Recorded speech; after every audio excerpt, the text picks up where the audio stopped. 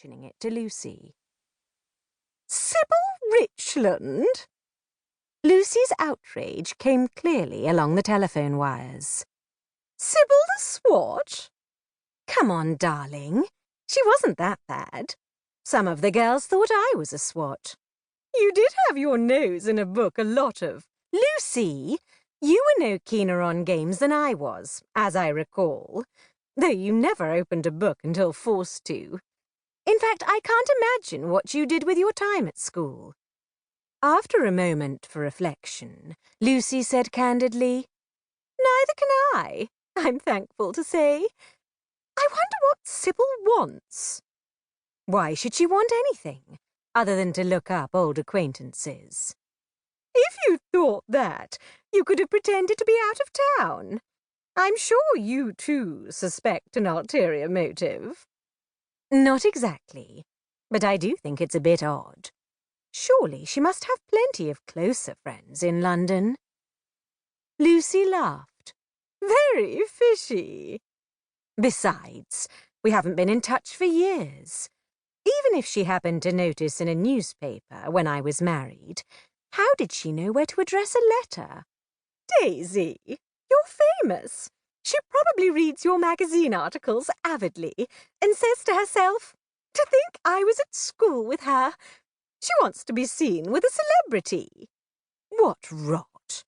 "Your editor at Town and Country might have given her your Hampstead address, or your cousin, if she wrote first to Fairacres." "Geraldine would do that, without asking me first." Daisy's second cousin, Edgar, had become Viscount Dalrymple on the death of her father and brother. His wife, Geraldine, liked to have a finger in every pie. "Bother! Do you really think that's it?" "Who knows? Never mind, it's only lunch," said Lucy. "And we have an appointment directly afterwards." Daisy didn't like driving in central London, so she took the tube from Hampstead and walked from Tottenham Court Road Station to Maxim's. The uniformed commissionaire ushered her in with as much deference as if a taxi had dropped her off outside the dazzlingly white facade with its gilded wreaths, silvered turret, and Moresque windows. The maître d'hôtel greeted her inside. "I'm meeting Lady Gerald Bingham," Daisy told him. "Mais oui, madame. Lady Gerald arrived but a moment since. She requested a table on the balcony." He crooked a finger at an underling, who relieved Daisy of her coat and escorted her upstairs.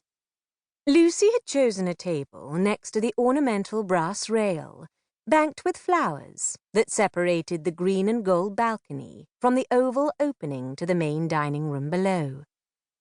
Though a professional photographer, Lucy was also a member of fashionable society, from sleek, dark Eton crop to scarlet painted fingertips to barely knee-length hemline. It was typical of her to want a good view of the other patrons of the establishment. That was not the reason she gave for her choice. "Darling, I thought we'd better hide up here.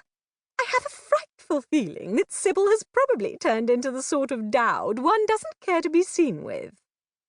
"How unkind. Why?" "You said she wrote from a farm. In Derbyshire, of all places." "What's wrong with Derbyshire? Ever heard of Chatsworth?" "Of course, but the country seat of the Duke of Devonshire can hardly be compared to a farmhouse." "Hush! I think this must be Sybil coming up the stairs now. She looks vaguely familiar, and quite smart enough to associate with me, if not at your exalted level. You're always telling me I have no notion of fashion."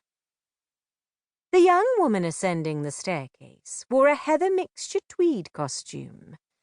Daisy was no expert, but the skirt and jacket looked to her to be quite nicely cut, though well worn, making the best of a figure somewhat on the sturdy side.